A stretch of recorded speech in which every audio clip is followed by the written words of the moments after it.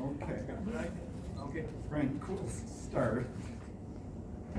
Okay, I will start. I am focusing on the evaluation form has clarity, vocal variety, and eye contact. So you did speak clearly and projected your voice well enough that I heard you well and clearly in the back of the room, so that's good. Your vocal variety, you speak rapidly but clearly, so that's understandable. I don't notice that you use a lot of vocal variety throughout your speech. And there are moments when there's emotional events happening that probably suggest you could change the variety to communicate that emotion you're feeling at that moment, because this is your family story. You have personal emotions with it. And I think you had good eye contact with the audience, except when you had to go back to the lectern, pick up the notes, or just play the microfiche exam. And then focusing on organization, I saw it as a chronological event. You started out with the source of information, where you got your ancestry, family oral history, ancestry, the microfiche, and then you started with the ancestors immigrating to the United States, and the birth of their, I believe your children, and your grandmother was one of those.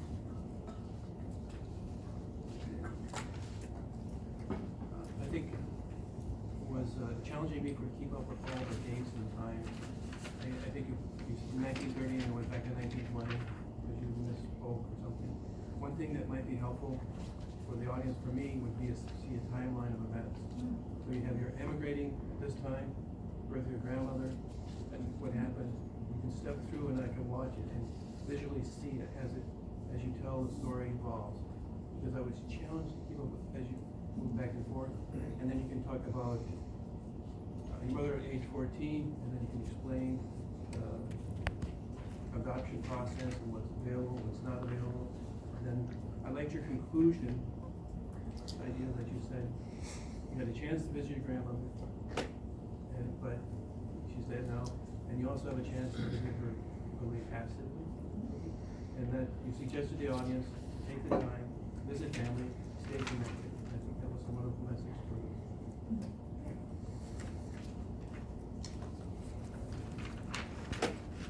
I looked at gestures. I felt that your eyes told the story, but I also felt that you were focusing straight ahead a little bit and that you could have looked around a little bit more. You definitely gave us time to digest your story, but I suggest that maybe you shake it up a little bit, vary it a little bit. I perceived that you were trying to stay more detailed versus injecting emotion, but yet your soft voice told it all. And your comfort in tying emotion to the impact struck me very deeply. I said you excelled at clarity. You had a definite timeline, and you injected the significance of each part. You may want to work on speeding up and slowing down a little bit. And to challenge yourself, I put to pause at various points and lengthen or shorten them or scan the audience more, as I mentioned.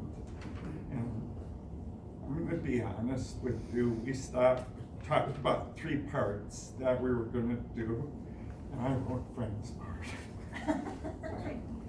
So I'll try. A summary is you set the stage before birth and how lovely it was at the beginning. And then you talked about at age year and a half, she was adopted, and then there was mental illness and wandering. And then I heard the transition to your mom, and as Frank said, I loved how you summed it up and brought the perspective of appreciation, which I certainly didn't have, and I love that focus. That made me think definitely about it, and I noticed the last twist you gave, where you talked about your mom and your brother and the importance of visiting when the time is available. Thank you. I'm going to talk about interest, impact, and pace. And I thought that your topic was absolutely engaging. I liked your opening. I thought you had a lot of great stories there. I would have liked more information about adoption back in the early 20th century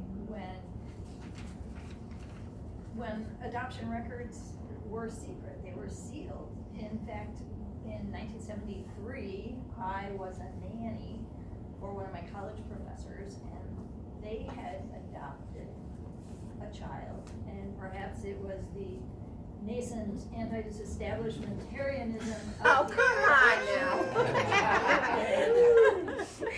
But she had a heart murmur. This 1-year-old baby had a heart murmur, and we called what they called the adoption agency to see if they could find medical records, and they said, well, you can bring her back if you want.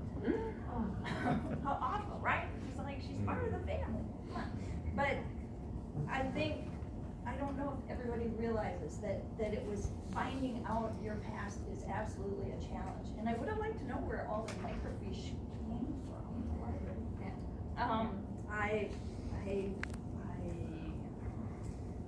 I loved the reference to the tall, dark, handsome man, and then kind of brushed over it, which is absolutely what would have happened. It was like this man was not her husband.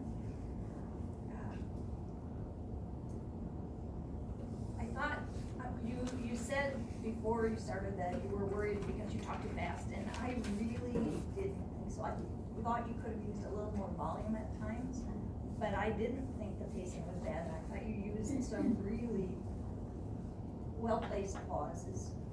Let us think about something. I thought that was very good. And I loved your conclusion. I think after you had said, remember Johanna, you could have said Madam Toastmaster to make it clear that that was the end. Instead you said, and that's my conclusion or whatever. But you nailed it, just Madam Toastmaster. But I thought it was an excellent speech. It had a lot of great information. Thank you. Well, thank you all. I appreciate hearing the impact the story has on you and the details that would help you tell the story even better. I've told it a few times, not necessarily in this manner, but I certainly have. So I appreciate that. So I'm going to go back and retool this again. I'll be telling it again. I do want to tell you a couple of things to finish up on the rest of my minute here. So after I knew that Johanna died in 1997, I went to try to find her grave. I hadn't yet been in contact with my uncle, my mom's half-brother, and found out that she is buried 4 blocks from my house. I know. So I make regular trips down there with my puppy, and we visit, reminisce, and just think about that.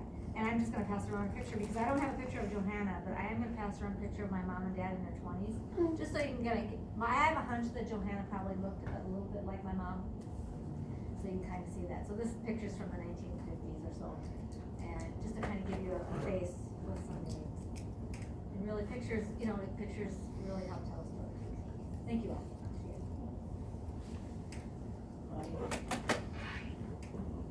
We have time for audience. Me? First of all, I want to say thank you for sharing that story. I think everyone has some people that they wish they spent a little more time with, and that really relates and reminds us, don't get too busy during the holidays. Spend that time with the people that are important to you. The one thing I would comment, I do like the idea of having a timeline, but I don't know that you needed all of those dates. The part that I remember about your story is all of the stories, the adoption, just all of the stories. Stick to that because one, that's what you're really good at, and that's what I really like about your speeches, but two, that's the part that's important and memorable to us. And then bring in the dates that are needed, like the birthday, I thought that was really helpful, like fit with the theme and whatnot, but some of these other dates, if you can't say it while practicing without using a note, don't feel like it needs to be in the speech because it probably doesn't need to. But thank you very much. Pat, you put in a comment one time about, to go back to my 20s and grow up a little bit. It was slightly humorous, but also a very valid point. Very relatable. I enjoyed that. Thank you. Thank you. Jonathan?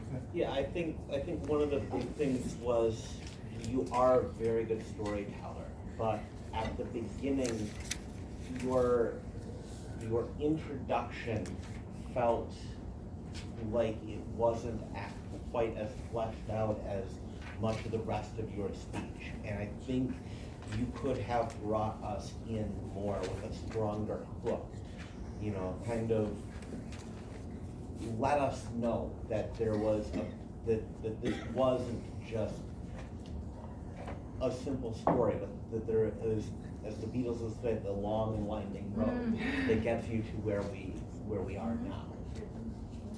Okay, one more comment.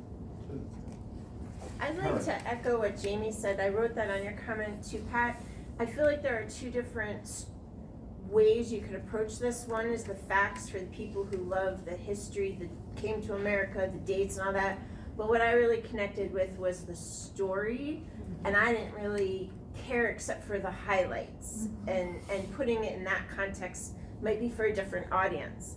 Something to consider, but wow, what an impactful story. And definitely include that buried $4 from your house at the end. That's amazing. Okay, Great, thank you. thank you.